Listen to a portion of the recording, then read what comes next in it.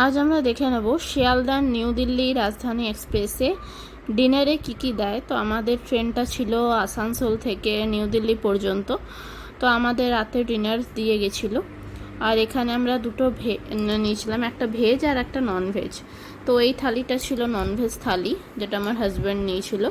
তো এখানে ছিল রাইস, ছিল পরোটা, একটা আচারের প্যাকেট ছিল, মুখশুদ্ধি ছিল, একটা ভেজিটেবলস ছিল, মিক্স ভেজিটেবলস, একটা রসগোল্লা ছিল, আর ছিল চিকেন আর ছিল ডাল।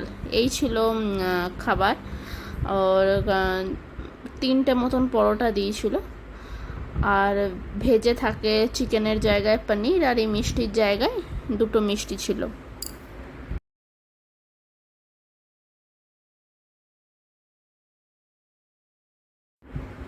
আর খাবারের কোয়ালিটি তেমন একটা তো ভালো থাকে না ট্রেনে, কিন্তু চিকেনটা মোটামুটি আমি টেস্ট করে দেখেছিলাম, ভালোই ছিল, খুব একটা খারাপ ছিল না, মানে চলে যাবে।